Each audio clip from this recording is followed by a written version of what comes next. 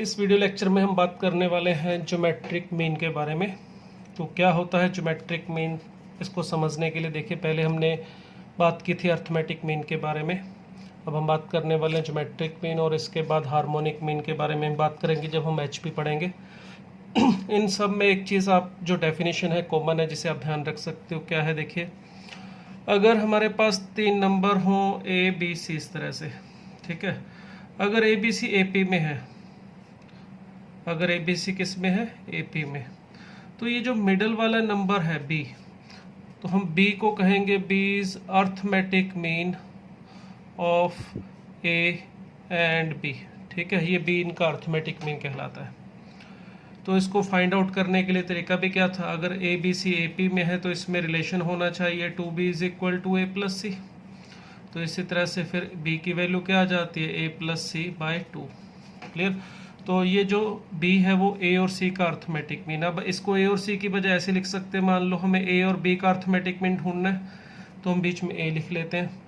तो ये अगर AP में होंगे तो हम क्या कहते हैं, हम कहेंगे a is arithmetic mean of a and b।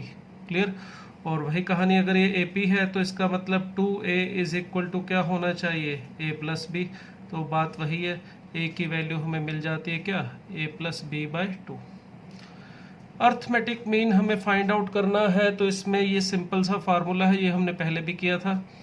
इसमें a और b पॉजिटिव हो, दोनों नेगेटिव हो, एक पॉजिटिव हो एक नेगेटिव हो, कोई फर्क नहीं पड़ता। ठीक है।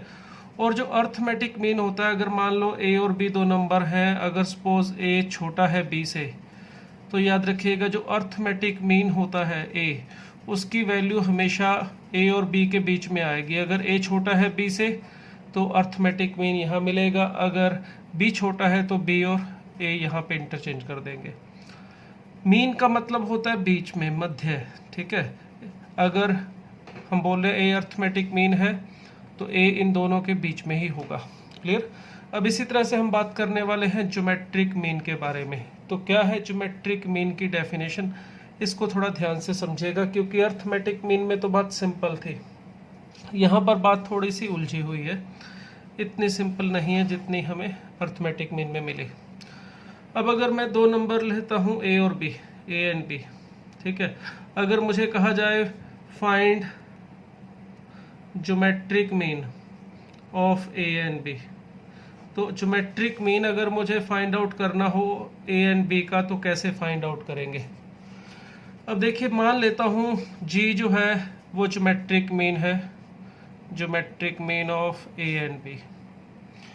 तो जैसे अर्थमेटिक मीन के लिए डेफिनेशन होती है कि अगर ये तीनों नंबर AP में है तो मिडल वाले नंबर को अर्थमेटिक मीन कहते हैं, फर्स्ट और सेकंड का। सिमिलरली अगर G ज्योमेट्रिक मीन है A और B का तो इसे तभी बोल सकते हैं जब A G बीच में रख दे और B, अगर ये GP में होंगे तो ही मैं G को ज्योमेट्रिक मीन बोल सकता हूँ, G geometric mean between A and B। ठीक है, अगर A G और B GP में होंगे तो हम G को क्या कहेंगे ज्योमेट्रिक मीन।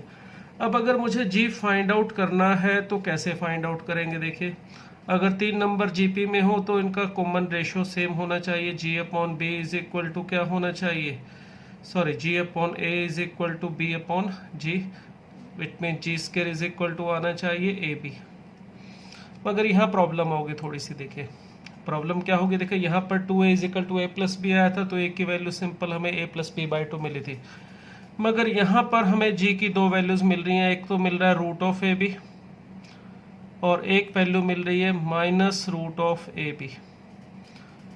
ठीक है, अब समस्या ये है कि कौन सा ज्योमेट्रिक मीन होगा या दोनों ही ज्योमेट्रिक मीन होंगे, तो इसके लिए डिसीजन कैसे लिया जाएगा। अब इसके लिए डिसीजन लिया जाएगा, जो मैंने यहाँ पर बात बोली, मीन का मतलब होता है बीच में। ठीक है, बीच में मतलब मिड में, तो मिड मतलब एग्जैक्टली मिड का मतलब तो अर्थमेटिक मीन होता है। मीन का मतलब हम ये नहीं करें कि ये बिल्कुल मध्य बिंदु या बिल्कुल मिड होना चाहिए, मिड का मतलब ये वैल्यू जो भी आएगी ज्योमेट्रिक मीन ये इन दोनों नंबर के बीच में ही आनी चाहिए। ठीक है, अब देखो यहाँ पर फिर केस बनेंगे अलग अलग। अगर A B दोनों के दोनों पॉजिटिव नंबर है उस केस में क्या होगा, उस केस में जी की जो वैल्यू आएगी वो पॉजिटिव वाली लेने पर इन दोनों के बीच में आएगी, क्योंकि अगर ए और बी पॉजिटिव है तो ये जो वैल्यू है -√AB अगर नेगेटिव होगी तो एक नेगेटिव नंबर इन दोनों के बीच में आ नहीं सकता। तो इस केस में ज्योमेट्रिक मीन हमारा √AB ही बनेगा। दूसरी बात देखिए, अगर ए और बी पॉजिटिव है तो ज्योमेट्रिक मीन कौन होगा, √AB। उसी तरह से अच्छा यहाँ पर चलिए ये भी बात कर लेते हैं, अगर ए बी है जो भी है, अगर ये इस तरह से भी मान लूँ मैं a<b है, ताकि ये लिखने में परेशानी ना हो कि a g b, क्योंकि अगर ये नहीं लिखा तो ये भी बोला जा सकता है यार b हो सकता है छोटा हो तो b यहाँ पर आना चाहिए, a यहाँ पर आना चाहिए, तो उसको क्लियर करने के लिए मैंने इस तरह से लिख लिया है। दूसरी बात, अगर a और b दोनों नेगेटिव है, क्लियर। अब अगर a और b दोनों नेगेटिव हैं उस केस में ज्योमेट्रिक मीन जो होना चाहिए, बात वही है, g लाई करना चाहिए a और b के बीच में ही। मगर अगर a और b दोनों वैल्यू नेगेटिव हैं तो दो नेगेटिव नंबर के बीच में पॉजिटिव तो आ नहीं सकता, तो इसका मतलब g की वैल्यू होनी चाहिए -√AB, क्लियर। तो दोनों नंबर a और b पॉजिटिव हैं तो ज्योमेट्रिक मीन है √AB, और दोनों नंबर नेगेटिव हैं तो ज्योमेट्रिक मीन है -√AB। और तीसरी बात चलो वो भी बोल देते हैं, अगर एक नेगेटिव हो और एक पॉजिटिव हो फिर क्या होगा। देखो पहले केस में हमने बात किया जब दोनों पॉजिटिव हैं उस केस में ज्योमेट्रिक मीन आ रहा है √AB। जब दोनों नेगेटिव हैं उस केस में ये नेगेटिव वाली वैल्यू -√AB ये ज्योमेट्रिक मीन कहलाएगी। अगर एक पॉजिटिव और एक नेगेटिव हो उस केस में क्या होगा, उस केस में सिंपल सी बात है AB जो होगा वो नेगेटिव होगा, और यहाँ पर g² की वैल्यू जब AB से हमें नेगेटिव मिलेगी तो इससे g की वैल्यू ±√AB करके जो वैल्यू मिलेगी वो हमें नॉन रियल मिलेगी, इमेजिनरी मिलेगी, आइटा में मिलेगी, ठीक है। और इमेजिनरी जो नंबर्स होते हैं, आइटा वाले जो नंबर्स होते हैं उसमें इनइक्वलिटी डिफाइन नहीं होती, तो इसमें ना तो √AB ना √-AB किसी को भी ज्योमेट्रिक मीन नहीं बोल सकते। तो इस केस में हम क्या कहेंगे, ज्योमेट्रिक मीन नॉट एग्जिस्ट। क्या मतलब है इसका, ज़रा एग्जांपल से क्लियर करता हूँ। अगर नंबर पॉजिटिव है तो ज्योमेट्रिक मीन होगा √AB, नेगेटिव है तो -√AB, और अगर एक पॉजिटिव एक नेगेटिव है तो जो g की वैल्यू आएगी यहाँ से सॉल्व करने पर ये जो हमने कंडीशन लगाई उससे वो इमेजिनरी आएगी, नॉन रियल आएगी, आइटा में आएगी, और आइटा में आएगी तो वो मैं नहीं बोल सकता a और b के बीच में है, तो उस केस में हम कहेंगे ज्योमेट्रिक मीन नॉट एग्जिस्ट। इसको ज़रा थोड़ा एग्जांपल लेते हैं तो उससे ज़्यादा अच्छे से क्लियर हो जाएगा, ठीक है। चलिए एक एग्जांपल ले रहा हूँ मैं, मान लेता हूँ पहले मैं दो वैल्यूज़ a2 और b को ले लेते हैं, चलिए 4, ठीक है। अब अगर मुझे ज्योमेट्रिक मीन ढूंढना है तो मान लेता हूँ let g be the geometric mean of 2 and 8 ले लेते हैं, चलिए थोड़ा कैलकुलेशन सिंपल करने के लिए ले रहा हूँ मैं, ठीक है। अगर मैं 2 और 8 का ज्योमेट्रिक मीन मान लेता हूँ g को, तो इसका मतलब a, g और 8 या 2g and 8 ये किस में होने चाहिए, gp में। बाय डेफिनेशन अगर ये gp में होंगे तभी इसको मैं क्या बोल सकता हूँ, ज्योमेट्रिक मीन।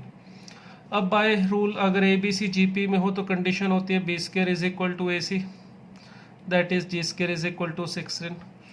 यहाँ से सॉल्व करके हमें g की दो वैल्यूज मिल रही हैं, एक तो मिल रही है 4 और एक वैल्यू मिल रही है हमें -4, ठीक है। ये दो वैल्यूज हमें मिली। अब देखिए ये जो वैल्यू -4 मिल रही है, अगर मैं इसको यहाँ पे रखूँ 2, 4 और 8, ये भी जीपी है, क्लियर। 2, -4 एंड 8 ये भी जीपी है, जीपी में होने में कोई समस्या नहीं है। अगर मुझे ये पूछा जाता भाई जी की वैल्यू फाइंड आउट करो जिसके लिए ये तीनों नंबर जीपी में है, तो 4 भी सही आंसर होगा और -4 भी सही आंसर होगा। बट हम जब ज्योमेट्रिक मीन की बात कर रहे हैं तो मीन का मतलब मीन, ये जो वैल्यू है ये a और b का अगर ज्योमेट्रिक मीन है तो ये a और b के बीच में ही हो सकती है। तो देखिए a की वैल्यू अगर 2 और b की वैल्यू अगर हम 8 ले रहे हैं तो g = जो 4 है वो इन दोनों के बीच में आ रहा है, ठीक है। जो 2 है वो 4 और 8 के बीच में है। तो इस केस में ज्योमेट्रिक मीन हम बोलना चाहें तो सिर्फ और सिर्फ 4 को बोलेंगे। इसको जीपी बोलने में कोई बुराई नहीं, इसे भी जीपी बोलने में कोई बुराई नहीं है, मगर इसमें -4 को ज्योमेट्रिक मीन बोलना गलत है, क्योंकि -4 जो है वो 2 और 8 के बीच में नहीं आ रहा। जो -4 है वो 2 और 8 दोनों से छोटा है, इसलिए यहाँ पर जो हमारा ज्योमेट्रिक मीन होगा वो ये वाली वैल्यू होगी, ये ज्योमेट्रिक मीन नहीं होगा, नॉट ज्योमेट्रिक मीन। जीपी ज़रूर है ये, मगर ज्योमेट्रिक मीन नहीं कह सकते इसको, क्लियर? सॉरी। इसी तरह से अगर मैं अब दोनों वैल्यूज़ नेगेटिव ले लूँ, ए की वैल्यू चलिए -8 ले लेता हूँ, बी की वैल्यू ले लेता हूँ -2, और फिर वही मान लेता हूँ जी ज्योमेट्रिक मीन है। Let G be the geometric mean of -8 and -2। अब ये ज्योमेट्रिक मीन मान लिया -2 और -8 का सॉरी। तो बाय डेफिनेशन -8 जी और -2 ये होने चाहिए जीपी में, और बाय डेफिनेशन 3 नंबर जीपी में है तो मिडल वाले नंबर का स्क्वायर होना चाहिए फर्स्ट इंटू थर्ड इंटू से 16। यहाँ से भी हमें फिर सॉल्व करके जी की 2 वैल्यूज़ मिल जाएंगी। अगर मैं यहाँ से जी की वैल्यू फाइंड आउट करूँ तो मुझे मिलेगी एक तो 4 और एक मिलेगी -4। मगर अब वही समस्या यहाँ पे देखिए, -8, 4 एंड -2 ये तीनों नंबर भी जीपी में है, चेक कर सकते हो। कॉमन रेशो -2 आ रहा है, सॉरी कितना आएगा -1/2। यहाँ पर -8, -4 एंड -2 रख के देखो, ये भी जीपी है, हमारी कॉमन रेशो 1/2 है। मगर अब यहाँ पे जो 4 है ये इन दोनों के बीच में नहीं है, नहीं कर रहा है, ये -8 और -2 दोनों से बाहर है, यानी -2 और +8 दोनों से बड़ा है, जबकि यहाँ पर -4 जो है इस ए और बी के बीच में लाई कर रहा है। इसलिए अगर हमसे ज्योमेट्रिक मीन पूछा जाए तो ज्योमेट्रिक मीन सिर्फ +4, सॉरी इस केस में -4 होगा, ठीक है। ये +4 ज्योमेट्रिक मीन नहीं कहलाएगा। अगर हमें ये बोला जाता जी की वैल्यू निकालो जिसके लिए ये तीनों नंबर जीपी में है, तो 4 भी सही आंसर है और -4 भी सही आंसर है। बट अगर ज्योमेट्रिक मीन की बात की जाए तो सिर्फ इस केस में -4 ही सही आंसर है, प्लस जो 4 है वो गलत आंसर है अगर ज्योमेट्रिक मीन पूछा गया है तो। उम्मीद है क्लियर हो गया होगा। चलो अब एक काम करते हैं, एक नंबर पॉजिटिव ले लेता हूँ मैं और एक नंबर ले लेता हूँ नेगेटिव, ठीक है। अब चलिए ए और बी में से एक मैं ले रहा हूँ -2 और बी की वैल्यू ले लेते हैं 8, ठीक है। और ज्योमेट्रिक मीन ढूंढना चाह रहे हैं हम इसका, तो मान लेता हूँ उसी तरह से let G be geometric mean of -2 and 8।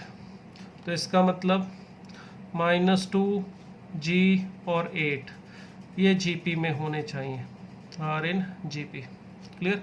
अगर ये जीपी में है तो कंडीशन वही, G square is equal to -2 into 8 that is -16 आना चाहिए। अब यहाँ से जी की वैल्यू फाइंड आउट करेंगे तो +-4 आइटा। उम्मीद है आपको इस आइटा के बारे में पता होगा। रूट ऑफ -1 जो होता है इसे हम आइटा बोलते हैं, ये एक इमेजिनरी नंबर है, ठीक है। और यहाँ पे जो 2 वैल्यूज़ आ रही हैं -2, 4 आइटा और 8, आप इन तीनों को देखोगे ये भी जीपी है। कैसे? 4 आइटा अपॉन -2। देखिए आइटा जो होता है रूट ऑफ -1 होता है और आइटा स्क्वायर की वैल्यू होती है -1, क्लियर। यहाँ से अगर मैं -2 इसको सॉल्व करूँगा तो ये कॉमन रेशो जो हमारे पास है वो -2 आइटा आ रहा है, ये हमने सेकंड अपॉन फर्स्ट किया। इसी तरह से 8 अपॉन 4 आइटा करूँगा तो मुझे मिल रहा है 2 अपॉन आइटा, और आइटा स्क्वायर अभी आपको पता है -1 है, तो नीचे से अगर आइटा ख़त्म करना है तो इसको मैं इस तरह से लिख लेता हूँ, आइटा से ऊपर नीचे मल्टीप्लाई करके, तो ये मिल जाएगा -2, नीचे -1 मिलेगा और ये -2 आइटा बन गया। देखो ये हमारे पास जो रेशो है इन दोनों का ये सेम आ रहा है, इसकी वैल्यू भी -2 आइटा और ये भी T2 अपॉन T1 T3/T2, तो ये भी जीपी है। इसी तरह से -2 -4 आइटा और 8 इसको भी इसी तरह से आप चेक करोगे ये भी जीपी है। मगर जो इमेजिनरी नंबर्स होते हैं वहाँ पर इनइक्वलिटी डिफाइन नहीं होती। जो 4 आइटा है ये बोलना कि ये इस इंटरवल में है -2 और 8 के, यानी जो 4 आइटा है ये -2 से बड़ा और इससे छोटा है, ये बात बिल्कुल ही गलत है। इमेजनरी नंबर किसी इंटरवल में नहीं आते, इमेजनरी नंबर में इनइक्वलिटी डिफाइन नहीं होती। तो 4 आइटा या -4 आइटा के बारे में हम ये नहीं बता सकते ये इस इंटरवल में लाई कर रहे हैं या नहीं लाई कर रहे। इसीलिए अगर हमें ज्योमेट्रिक मीन पूछा जाए तो गलत होगा। ज्योमेट्रिक मीन पूछा जाए तो हम कहेंगे नॉट एग्जिस्ट। अगर हमसे ये पूछा जाता जी की वैल्यू बताओ जिसके लिए -2 जी एंड 8 जीपी में है, तो हम ये बोल देते कि -2 4 आइटा 8 जी की एक वैल्यू 4 आइटा और एक -4 आइटा, दोनों वैल्यू सही आंसर होता। अगर सिंपल इतना ही पूछा जाता कि कोई ऐसी वैल्यू बताओ जी की जिसके लिए ये तीनों नंबर जीपी में हो, तो उसके लिए तो दोनों आंसर सही है। बट ये बोला जाए ज्योमेट्रिक मीन बताओ -2 और 8 का, तो 4 आइटा और -4 आइटा दोनों आंसर गलत माने जाएंगे। तो ज्योमेट्रिक मीन अगर ए और बी दोनों पॉजिटिव है उसके लिए एग्जिस्ट करता है। तो रूल हम बात करना चाहें, geometric mean of A and B, दो नंबर का ज्योमेट्रिक मीन क्या होगा, तो रूल है रूट ऑफ ए बी होगा। कब होगा, जब ए और बी दोनों पॉजिटिव है, ए भी पॉजिटिव है बी भी पॉजिटिव है। माइनस रूट ए बी होगा अगर दोनों नंबर नेगेटिव है, ए और बी दोनों लेस देन 0 है। और नॉट एग्जिस्ट होगा if A is less than 0 less than B, या फिर उल्टा हो यानी ए नेगेटिव बी पॉजिटिव हो, या फिर बी नेगेटिव ए पॉजिटिव हो, यानी कि दोनों अपोजिट साइन के होंगे। उस केस में ज्योमेट्रिक मीन जो है वो एग्जिस्ट नहीं करता। क्लियर। तो ये दो नंबर के लिए बात हुई, दो नंबर का ज्योमेट्रिक मीन क्या होता है, किस तरह से होता है।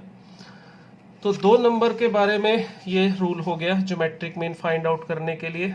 ठीक है, अब यहाँ पर एक छोटा सा जो रिलेशन है वो भी हम पढ़ेंगे, मगर उससे पहले दो से ज़्यादा नंबर के लिए भी हम थोड़ी सी बात कर लेते हैं। अगर दो से ज़्यादा नंबर की बात करें, मतलब 3 4 5 6 इस तरह से, तो इसमें देखिए कंडीशन हम बात करेंगे जो वो सिर्फ और सिर्फ पॉजिटिव वैल्यू की बात करेंगे। अगर 3 नंबर पॉजिटिव है तो उस केस में ज्योमेट्रिक मीन की जो डेफिनेशन है, geometric mean of A B and C, जैसे दो नंबर थे तो रूट ऑफ ए बी दोनों की पावर 1/, दोनों का प्रोडक्ट फिर पावर 1/2। इसी तरह से 3 नंबर के लिए जो ज्योमेट्रिक मीन है वो होगा तीनों का प्रोडक्ट पावर 1/3। मगर ध्यान रखिए ये जो हम डेफिनेशन की बात कर रहे हैं ये तीनों पॉजिटिव के लिए बात कर रहे हैं। कारण यह है, देखिए यहाँ पे बहुत सारे फिर तो केसेस बन जाएंगे, कभी दो पॉजिटिव कभी नेगेटिव, कभी एक नेगेटिव कभी दो तीनों नेगेटिव, तो इस तरह से बहुत सारे केसेस बनते हैं।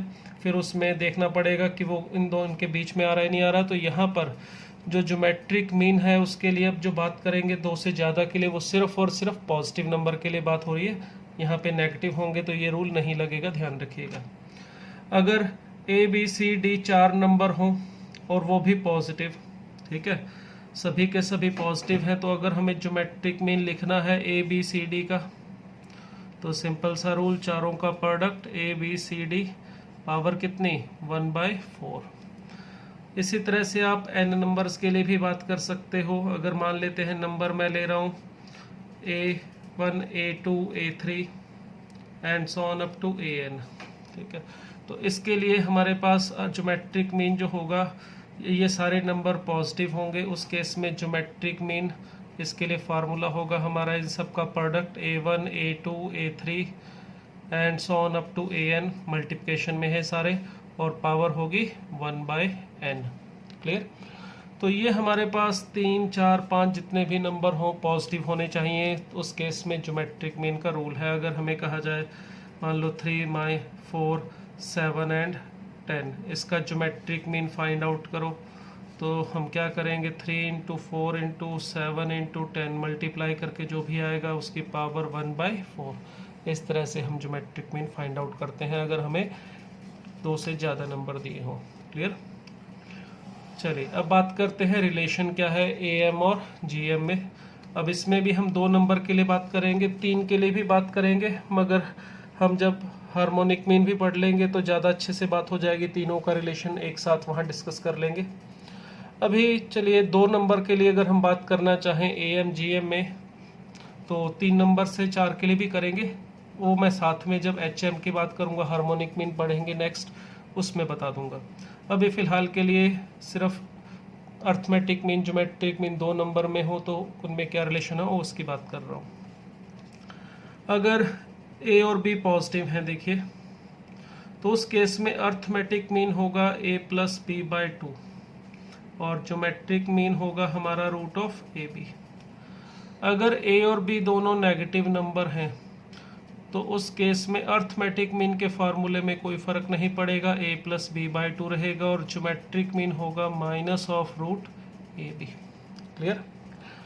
अब इनमें रिलेशन क्या होगा देखिए, अगर दोनों नंबर पॉजिटिव हैं, A और B दोनों पॉजिटिव हैं, तो इस केस में अर्थमेटिक मीन जो है वो हमेशा ज्योमेट्रिक मीन से बड़ा होगा। पहली बात, ये अर्थमेटिक मीन की डेफिनेशन, ज्योमेट्रिक मीन की, और ये तीनों दोनों में रिलेशन, इसका रीज़न मैं अभी एक्सप्लेन करूंगा। इसी तरह से ये अर्थमेटिक मीन की डेफिनेशन, ये ज्योमेट्रिक मीन की डेफिनेशन, और दूसरी बात अर्थमेटिक मीन इस केस में रिवर्स यानी कि छोटा हो जाएगा किससे, ज्योमेट्रिक मीन से। क्लियर हमेशा। और अर्थमेटिक मीन और ज्योमेट्रिक मीन इक्वल कब हो सकते हैं, सिर्फ एक ही केस में, जब A और B दोनों नंबर हमारे कैसे हों, सेम। और ये बात इसमें भी बोल सकते हो, A और G इक्वल होंगे if and only if A is equal to B। If and only if का मतलब दोनों तरफ से जा सकते हैं। अगर ये A is equal to G है तो आप कह सकते हो नंबर इक्वल होंगे, और नंबर इक्वल है तो इसका मतलब A और G इक्वल होंगे। ठीक है, ये हमारे पास रूल है इसमें। अब इसका रीज़न समझ सकते हैं कि क्यों आ रहा है ये। देखिए, अगर नंबर पॉजिटिव है A और B, इसके लिए बात करते हैं, तो A और B अगर पॉजिटिव है तो अर्थमेटिक मीन है A+B/2 और ज्योमेट्रिक मीन है हमारा रूट ऑफ AB। अब हमें देखना है कि दोनों में से कौन बड़ा है कौन छोटा है, तो इसके लिए देखिए मैं दोनों का डिफरेंस ले लेता हूँ A-G। अगर दो नंबर को चेक करना हो कौन बड़ा कौन छोटा, तो एक सिंपल सा लॉजिक होता है, अगर दोनों का डिफरेंस पॉजिटिव हो, A-G अगर पॉजिटिव होगा तो A बड़ा होगा, अगर A-G नेगेटिव होगा तो G बड़ा हो जाएगा। अगर इसकी वैल्यू देखें तो ये A+B/2 minus root of AB, और इसको देखें तो ये हमें मिलेगा क्या, 2, और ये A+B minus 2 root AB। Clear?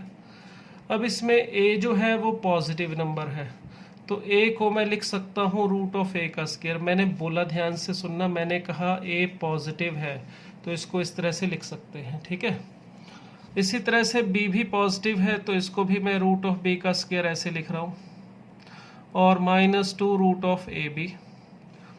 अब यहाँ पे ये जो A-G है हमारा, वो आ जाएगा root of A minus root of B whole square by 2। और अगर A root of A minus root of B का परफेक्ट स्क्वायर है और A और B अगर पॉजिटिव है तो रूट A रूट B दोनों की दोनों वैल्यूज रियल है। क्लियर?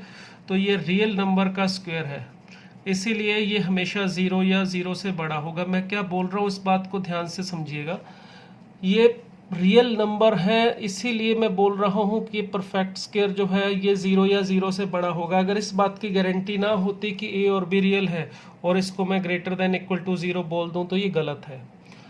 अगर कोई कहे कि एक्स स्क्वायर हमेशा 0 या 0 से बड़ा होता है तो ये बात हमेशा सही नहीं है। आपको बता दूं, ये सिर्फ और सिर्फ तभी ट्रू होती है अगर x जो है वो रियल हो। अगर x के बारे में गारंटी नहीं है कि रियल है तो हम इस बात को नहीं लिख सकते, क्योंकि आप देख सकते हो जैसे 2 आइटा है, ये रियल नंबर नहीं है। इसका अगर आप स्क्वायर करोगे तो वो -4 यानी कि नेगेटिव आएगा। 2 का स्क्वायर 4 और आइटा का स्क्वायर -1। तो इसलिए मैंने यहाँ पे ये बात पहले क्लियर कर दी है कि A और B, रूट A और रूट B रियल नंबर है, इसलिए ये हमेशा 0 या 0 से बड़ा होगा। इसका मतलब यहाँ से मैं ये बात बोल सकता हूँ कि A देखिए हमेशा G से बड़ा होगा। और दूसरी बात ये भी चेक कर सकते हैं कि देखिए ये 0 के इक्वल कब आएगा। A is equal to G, ये सब तभी पॉसिबल है इक्वल टू 0 के जब ये चीज़ 0 बने, और ये 0 तभी बन सकती है अगर A और B बराबर हो, अदरवाइज ये 0 नहीं होगा। ठीक है। तो देखिए अगर नंबर पॉजिटिव है तो अर्थमेटिक मीन हमेशा ज्योमेट्रिक मीन से बड़ा रहेगा। क्लियर। और अगर अब बात करें, अच्छा ये भी क्लियर हो गया कि ए और जी इक्वल तभी होंगे जब ए इज इक्वल टू बी होगा। चलिए अब बात करते हैं अगर नंबर नेगेटिव है फिर क्या होगा। अगर ए और बी दोनों नेगेटिव हैं उस केस में क्या होगा। उस केस में अर्थमेटिक मीन होगा यही same a plus B by 2 और ज्योमेट्रिक मीन होगा minus root of A B. अब मुझे देखना है कि a माइनस जी इस केस में क्या आएगा, नेगेटिव या पॉजिटिव या लेस नॉन नेगेटिव या नॉन पॉजिटिव। तो a का मतलब है a plus B by 2 minus G करूँगा तो plus root of A B. अब यहाँ पर 2 और ये a plus B plus root of A B. Clear. अब यहाँ पे थोड़ा ध्यान रखने वाली बात है, जो गलती होती है स्टूडेंट्स समझने में मिस्टेक करते हैं कि यहाँ पर भी लग रहा होगा कि ये जो वैल्यू है a plus B plus 2 root, sorry यहाँ पे 2b है, 2 रूट ऑफ ए बी, ये root a plus root b का होल स्क्वायर है। ठीक है, आपकी बात मान लेता हूँ। ये जो वैल्यू है ये परफेक्ट स्क्वायर है किसका, root of A plus root of B का। इसको अगर स्क्वायर को खोलेंगे तो यही आ रहा है। मगर इस केस में अगर हमने ये बोल दिया ये भी 0 से बड़ा है तो ये बिल्कुल गलत हो जाएगा। क्यों, इसमें गलती क्या हो जाएगी, जब यहाँ परफेक्ट स्क्वायर था तो 0 से बड़ा बोल दिया, यहाँ परफेक्ट स्क्वायर है तो ग्रेटर देन इक्वल टू 0 बोलने में क्या प्रॉब्लम है भाई, बहुत बड़ी प्रॉब्लम है। यहाँ पर a और b नेगेटिव हैं। अगर a और b नेगेटिव है तो root of a non real होगा। जैसे सपोज करो a की वैल्यू -2 है या -4 है तो रूट ऑफ a की वैल्यू रूट ऑफ -4 यानी कि 2 आइटा होगी। क्लियर। तो अगर ये नेगेटिव होगी, रियल नहीं होगी, और इसी तरह से रूट ऑफ b भी नॉन रियल होगा, तो अभी आपको बताया ये नॉन रियल यानी कि इमेजिनरी नंबर है तो इसका स्क्वायर 0 या 0 से बड़ा होना ये ज़रूरी नहीं है, ये गलत होगा। ठीक है, तो इसलिए यहाँ पे थोड़ा समझदारी दिखानी पड़ेगी। गलती हो सकती है अगर इस तरह से आंखें बंद करके बिना कुछ सोचे समझे चलते रहे। तो फिर इसको सही ढंग से करने का तरीका क्या है, देखिए इसको जो है मैं इस तरह से लिख रहा हूँ, माइनस कॉमन निकालने के बाद minus A minus B minus 2 root of A B. Clear, इस तरह से इसको लिख लिया है मैंने। अब यहाँ पे देखिए ये जो वैल्यू है माइनस ए, अब ए अगर नेगेटिव है तो माइनस ए तो पॉजिटिव ही होगा ना।